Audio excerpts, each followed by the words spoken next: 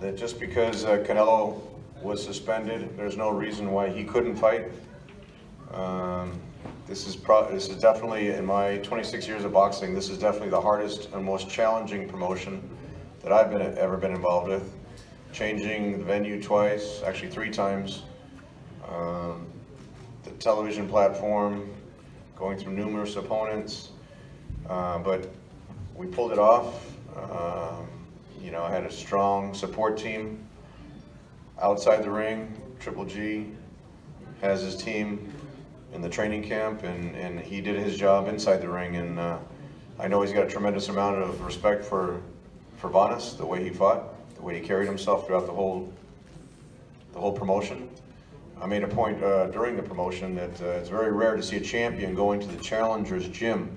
That's how much respect Triple G has for Vanes. The fact that he took this fight under the conditions.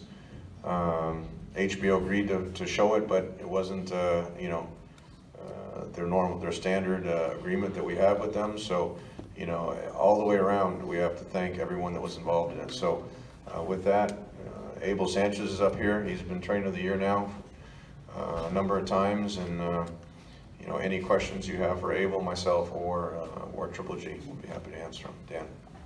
Gennady, straight back.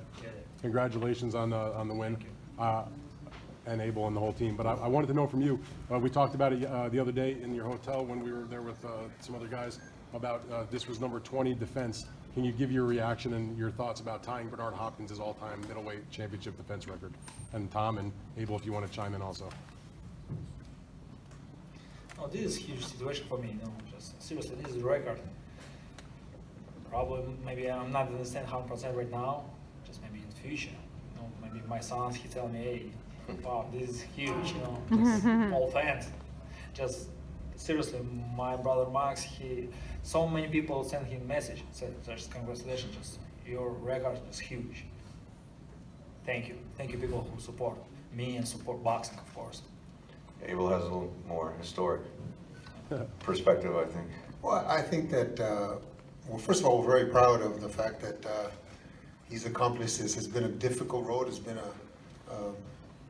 at times a trying, very trying times, but to tie the record with this kind of performance, I think signifies the greatness that we're all witnessing right now. This reign, or these 20 have been with no rematches. These 20 have been against completely new opponents every time. And I think it's significant and it's important to note that. I agree. I agree 100%. You know, Bernard Hopkins is legendary. He fought as long as he did, and one of the longest careers in the sport of boxing. Tremendous physical specimen, and for Triple G to tie his record, what he accomplished in the middleweight division, I think most people thought that record would never be touched. Now for Gennady to tie it, and you saw his hunger, his motivation. I think he was happy to just be in the ring. He wants to stay active. He told me he wants to fight 2 more times this year. So Triple G fighting on a regular basis.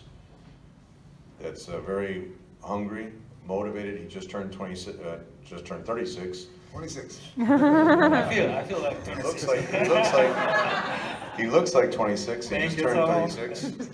And the way he fought in there, he fought like he was 26. So I think if he continues these type of performances, we're going to see many more knockouts, many more fights, and I think he's going to write history every time he steps in the ring.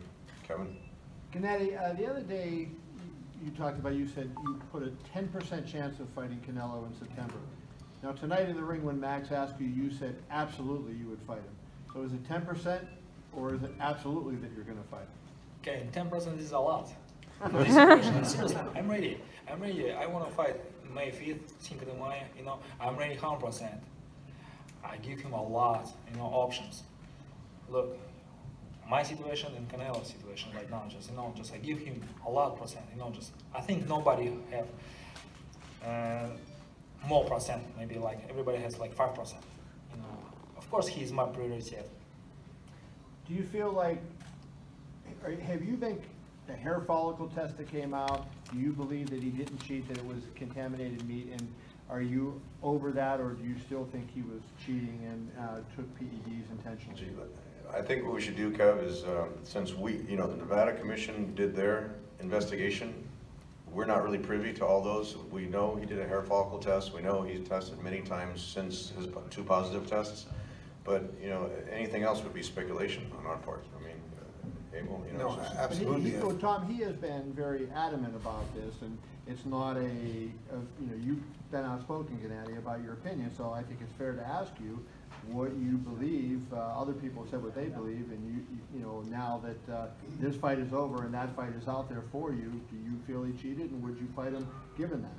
Of course I believe, of course I want, my job is very small, I'm a fighter. Of course I'm ready.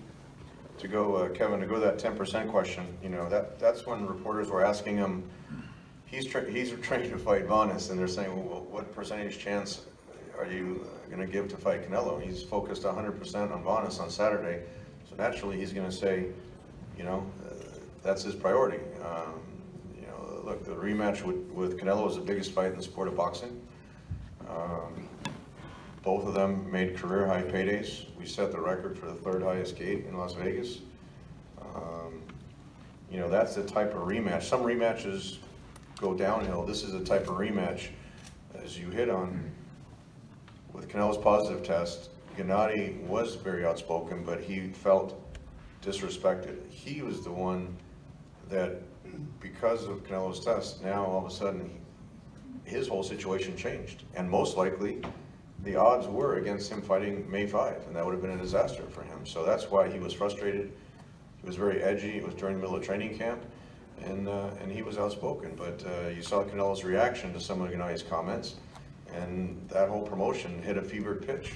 People, after it looked like the fight wasn't happening, people were still buying tickets. The MGM was calling me and saying, instead of refunds, people were still buying tickets. So, the ticket sales were on pace to break the number that we did on the first fight. Pay-per-views interest, HBO said it was a much higher interest level than the first fight. And we think if that fight happens, it's not a guarantee, but if that fight happens, it'll be a much bigger fight even than the second fight, especially if Canelo decides to fight in the second fight, like Abel said.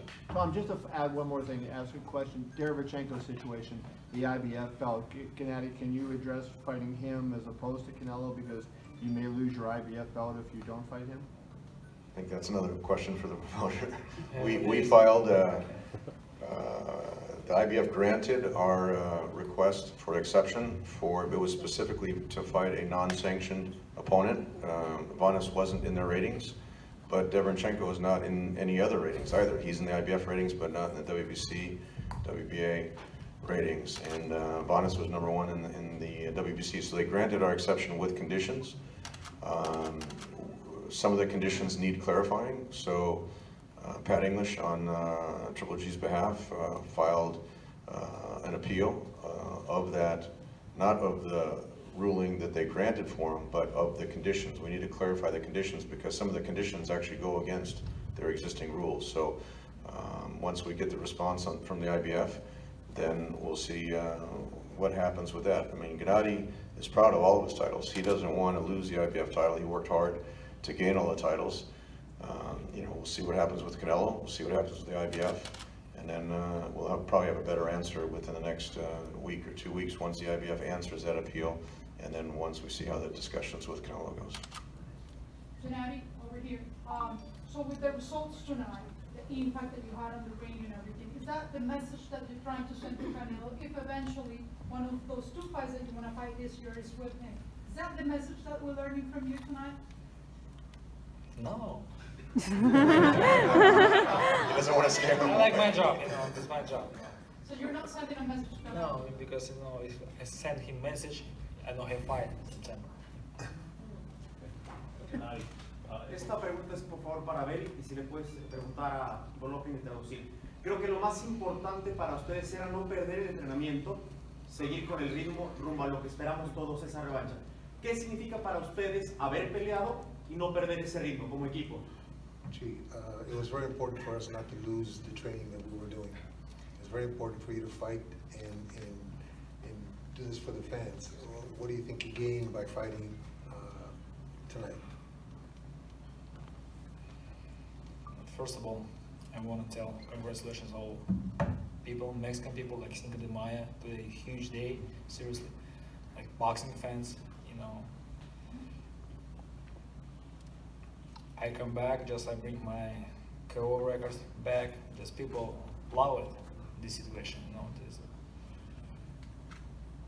It's more interesting right now. This is first step. Sometimes, yeah, I understand. Maybe Vanes, he is not world class. No, everybody wants second fight, second step. Of course I want too. It's very important for me and for boxing people, for everything. Just, I'm ready. Just let's do it, September. Gennady. Y tú, Abel, por favor, tu respuesta, si eres amable. No, era muy importante no perder lo que ya teníamos un mes, casi 5 semanas en entrenamiento. Era importante para que pudiésemos pelear 3 veces este año. Si no peleamos el 5 de mayo, entonces ya vamos a pelear a lo mejor más 2. Si esperamos a que otros o la carrera de otros nos controle nuestra carrera, entonces no peleamos más que una vez al año, y es lo que no él lo quiere. Golovkin, Vanes, according to Vanes, he said that your team told him he was the hardest puncher you faced. How do you compare his punches compared to your other opponents? Everybody's strong. This is boxing.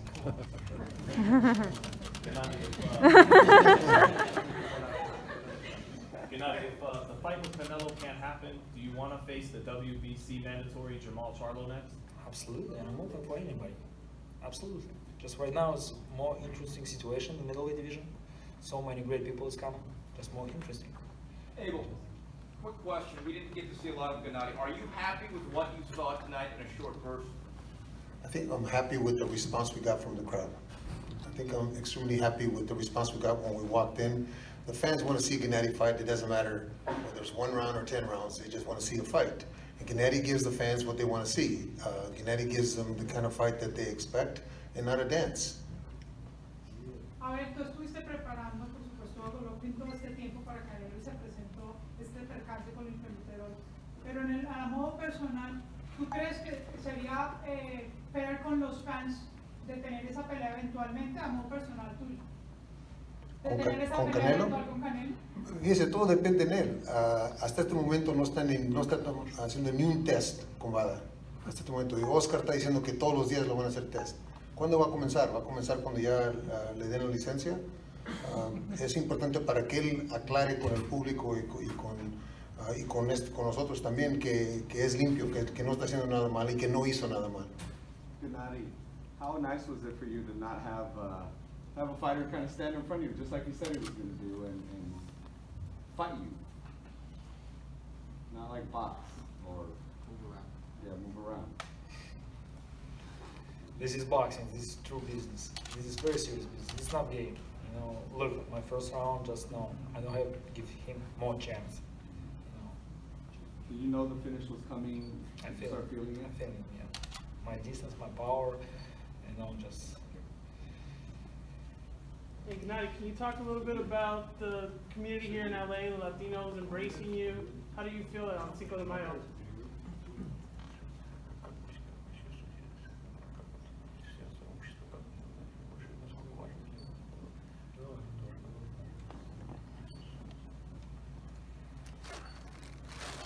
Very important. It's my family, you know. Just my team stay with me. My team support boxing. You know, it's a big gift I think to people. If I don't come into this fight, just we'll lose a lot of time. Just maybe, hopefully, we're coming back only September. It's not 100%. You know.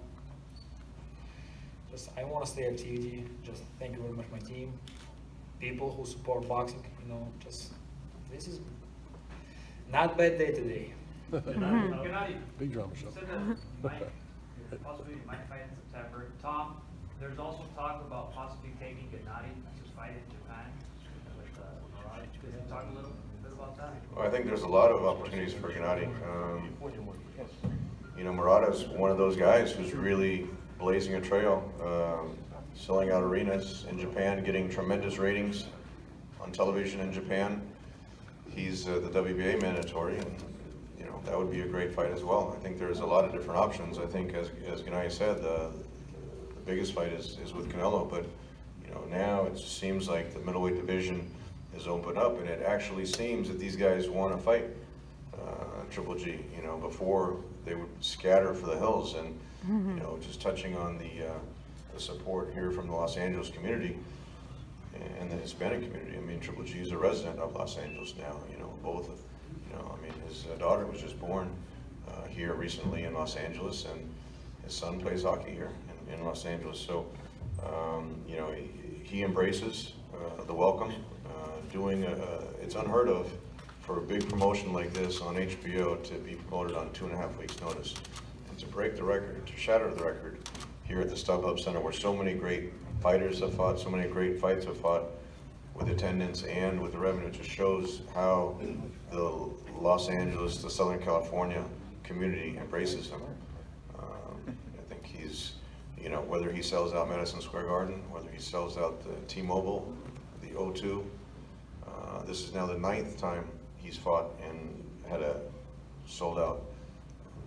I mean, we had bleachers, but it was a packed house. Lance, you had a question? Yeah. Do you have any talks scheduled this coming week, or when are you going to talk with the Golden Boy people about a Canelo fight? I mean, I've been in contact with Eric. You know, first step was to find out exactly how long Canelo was suspended for. You know, that was clarified by the Nevada Commission. There seems to be a lot of interest on their side. Naturally, there's interest on our side. We have Dan Beckerman here, the head honcho of all the AEG properties, including StubHub Center, including Staples Center, including T-Mobile, the O2, list goes on and on.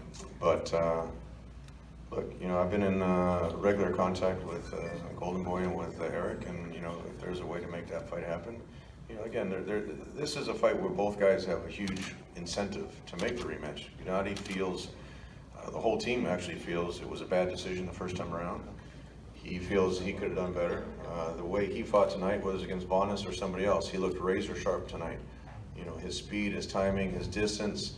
You know, I think we didn't necessarily see that exact sharpness against either Jacobs or Canelo. A lot of it had to do with the style of them wanting to, you know, basically survive more than actually fight. But at the same time, you know, Gennady's been in there with other boxers that have moved a lot and looked very dominant and impressive, just like he did against Canelo. And just one quick follow-up for Abel. Abel, you were pretty hard on Canelo about his retreating style in the fight in September.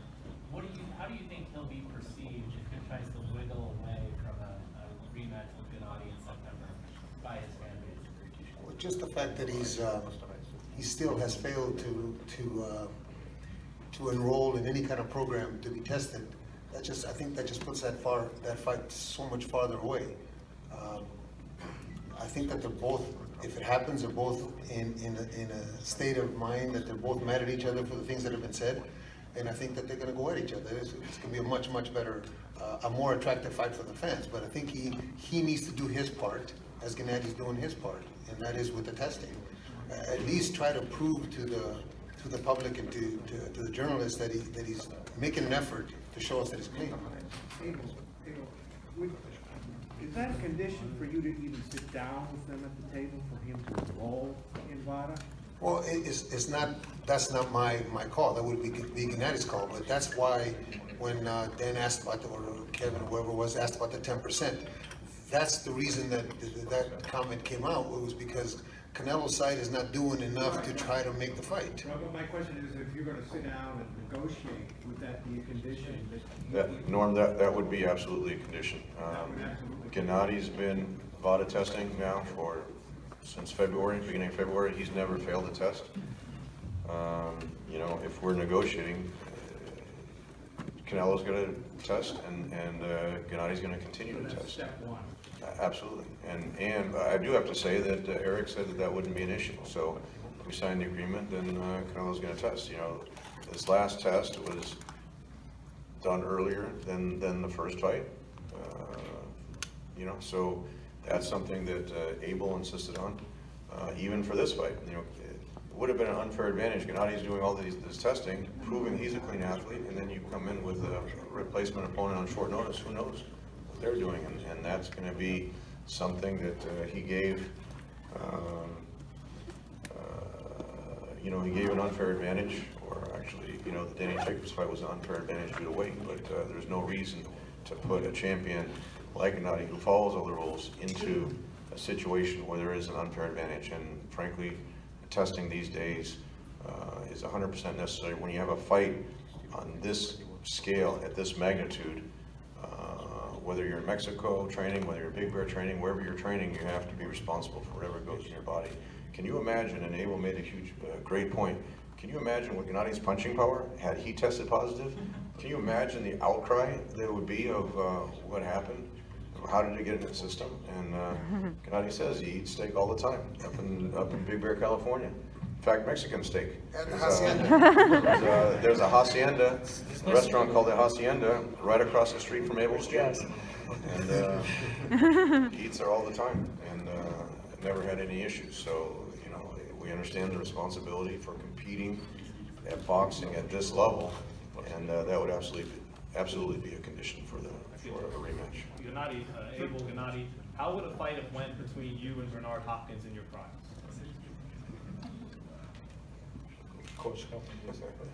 That would have been a great fight in their primes. I think that Gennady's power would have been the difference, but Bernard was a great champion at 160. Yeah, very interesting for me too. Gennady, I want to say what you did, walking in the ring was exceptionally classy, reading the fans and your long entrance. And two, can you rank the top 5 160 pounders in your opinion?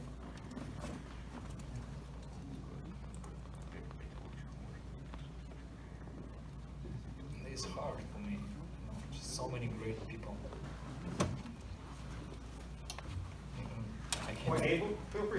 You know, there's 5 or 6 very, very good fighters. It's hard to rank them because they haven't fought. I would say once Charlo fights Jacobs, if that fight happens, I think that will determine a position. But there's Derevchenko, there's Jacobs, there's Andre that's moving up, Murata, who's doing very well in Japan. There's a lot of very good fighters, and it's difficult to. Canelo. Styles make fights. Who? That red-headed guy. Yeah. You've worked with Gennady for the last 7 years. To this day, are you amazed, or does it not surprise you the punching power that Gennady has? No, I don't know if Robert Morales is in here, but when I first, I went to school with Robert Morales, who's one of you guys. But when I first got Gennady, probably about 8 months after I got him, and we did, I think, 2 fights by then, I sent an email to Robert telling him that I had the next great middleweight that was going to set all kind of records, and you could tell just in not only the punching power, but the IQ. You would show him something, you would ask him to do something, never question anything. He would do exactly what you ask him and master it so quickly that we knew that it was going to be just a matter of time before people started to notice. Gennady, would you ever let your son be a boxer?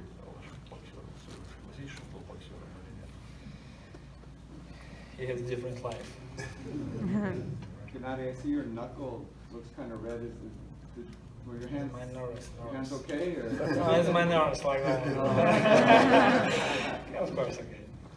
Golovkin, throughout your career, you've expressed a lot of comments about going after the belt. When Canelo's not doing VADA, would you rather go after Blue Jays Dodgers to unify the division, or would you still pursue Canelo for September? What's better for me, for my team? I check.